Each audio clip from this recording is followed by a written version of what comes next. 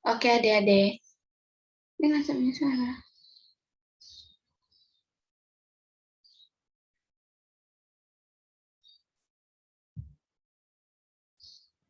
Nah, sekarang kita masuk ke materi Kompas. Mohon maaf sebelumnya, Kakak Yani tidak bisa menyalakan kamera karena laptop Kak Yani error, jadi kameranya tidak bisa dibuka, gelap.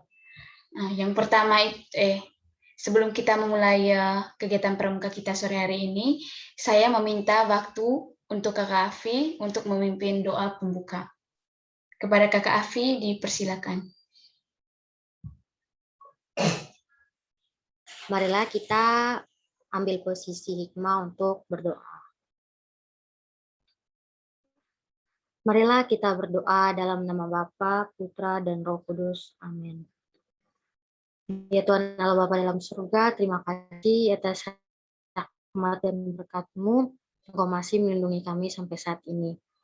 Ya Bapa, pada hari ini kami berkumpul di Zoom meeting ini untuk melanjutkan kegiatan pramuka kami.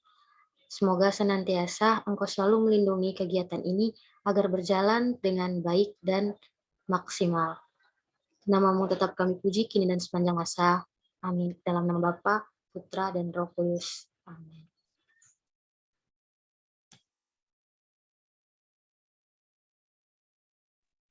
Oke, terima kasih Kakak Afi.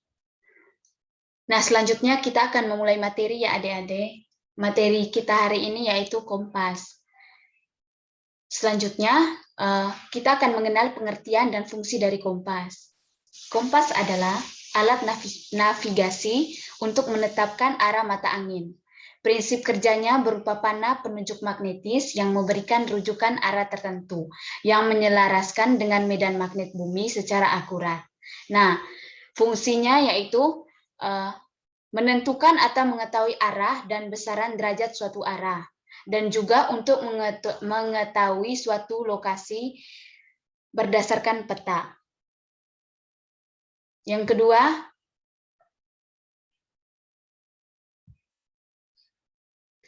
jenis-jenis kompas. Yang pertama itu kompas analog. Kompas analog adalah kompas yang umum digunakan dalam kehidupan sehari-hari, termasuk oleh para anggota pramuka. Nah, jadi adik-adik, kompas analog ini kompas yang kita sering gunakan dalam kehidupan sehari-hari. Kemudian penggunaan kompas analog secara manual, yaitu dengan menyelaraskan jarus kompas yang terdapat di dalam kompas tersebut. Nah, kompas analog ini terdiri atas beberapa jenis juga. Seperti yang pertama, kompas lensa. Kompas lensa merupakan kompas yang dilengkapi dengan lensa biconcave yang berfungsi untuk mempermudah dalam pembacaan peta. Nah, umumnya kompas lensa berbentuk sederhana, ringan, dan harganya lebih murah. Yang kedua, kompas bidik atau kompas prisma. Kompas bidik atau kompas prisma ini adalah kompas yang berfungsi sebagai pembidik besar derajat pada sebuah medan atau bentang alam sebenarnya.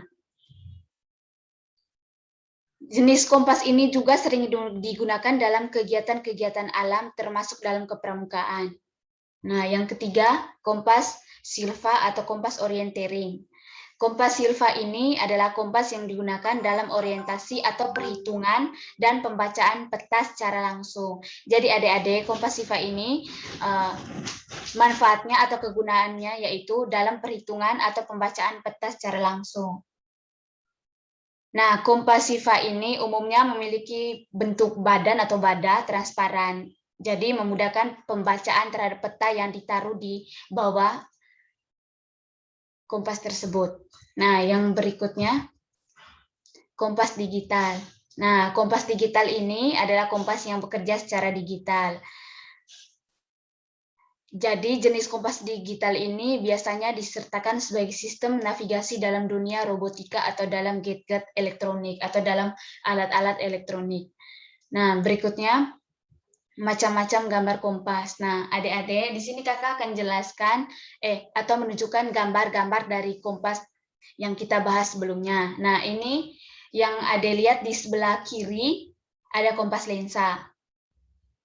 Jadi kompas lensa itu bentuknya seperti ini. Supaya nanti adik-adik kalau misalnya ada pembelajaran ini atau ada orang yang menanyakan bentuk-bentuk kompas, jadi adik-adik tinggal mengingat atau melihat ini, nanti bisa dijelaskan kepada orang yang bertanya. Ini kompas lensa bentuknya seperti ini. Kemudian kompas silvanya bentuknya seperti ini. Terus kompas digitalnya bentuknya seperti ini. Dan yang terakhir kompas bidik bentuknya seperti ini. Kemudian bagian-bagian kompas. Nah, di sini kayaknya akan menjelaskan bagian-bagian kompas. Yang pertama itu tutup dial. Nah, tutup dial itu adik-adik yang anak panah ke kiri. Jadi, kalau yang di atasnya yang sesuai anak panah ini namanya tutup dial. Nah, yang kedua itu visir. Jadi, visirnya adik-adik bisa lihat yang anak panah kedua. Visirnya modelnya seperti apa. Yang ketiga itu dial. Adik-adik bisa lihat anak panah yang ketiga. Ini, yang ini. Yang keempat itu jarum penunjuk. Adik-adik bisa lihat anak panah yang keempat. Ini. Dan yang kelima itu kaca pembesar. Adik-adik bisa lihat anak panah yang kelima. Kaca pembesarnya di bagian mana.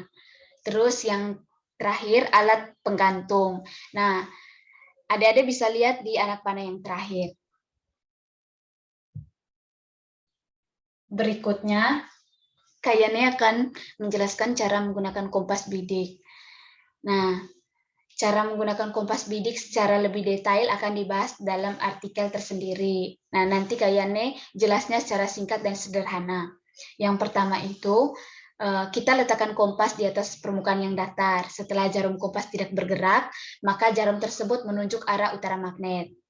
Yang kedua itu, kita bidik sasaran dengan menggunakan visir melalui celah pada kaca pembesar.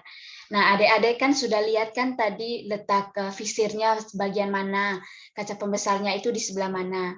Nah, setelah itu miringkan kaca pembesar kira-kira bersudut 50 derajat dengan kaca dial. Tadi Kakak Yani sudah menjelaskan dialnya itu posisinya di mana. Terus yang ketiga, visir. Apabila visir diragukan karena kurang jelas terlihat dari kaca pembesar, maka kita gunakan garis lurus yang terdapat pada tutup dial ke arah visir.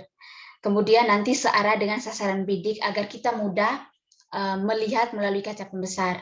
Yang keempat itu, apabila sasaran bidik 30 derajat, maka bidiklah ke arah 30 derajat juga. Sebelum menuju sasaran, tetapkan terlebih dahulu titik sasaran sepanjang jalur 30 derajat. Kemudian kita carikan sebuah benda yang menonjol atau tinggi di antara benda lain di sekitarnya. Yang berikut, sebelum bergerak ke arah sasaran bidik, perlu ditetapkan terlebih dahulu sasaran baliknya juga. Tadi Kak Yane sudah jelaskan bagian-bagian dari kompas. Jadi kalau misalnya tadi cara menggunakan kompas bidik belum dipahami, jadi adik-adik bisa melihat lagi yang tadi dijelaskan bahwa bagian-bagian kompas bidik itu harus kita sesuaikan dulu dengan bagian-bagian kompasnya. Misalnya tadi seperti tutup dial, visirnya, terus jarum penunjuk, kaca pembesar. Jadi kita tidak menyalahgunakan atau menggunakan bagian-bagian kompas atau kompas itu secara tidak baik. Nah, di sini Kakak Yani menjelaskan juga atau memperlihatkan gambar-gambar lensa atau gambar-gambar kompas. Nah, ini kompas lensanya, kompas silvanya, kompas digital sama kompas bidik. Adik-adik, Kakak Yani rasa materi kompas kita hari ini sudah selesai. Jadi Kakak Yani minta kalau ada pertanyaan bisa disampaikan. Nanti Kakak Yani bisa menjawab semampu Kakak Yani gitu. Oke, adik-adik, mungkin Ade Ria, Ade Ega, ada pertanyaan? Tidak, Kak. Oke, maaf ya sebelumnya Kakak Yani tidak bisa menyalakan kamera. Gelap soalnya, error.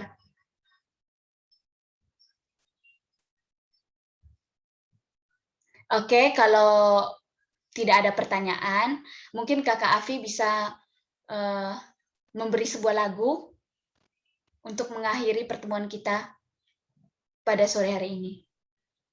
Oke adik-adik, jadi kakak akan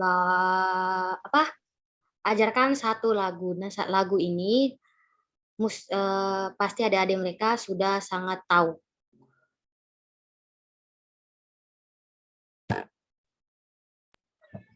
Nah, lagunya itu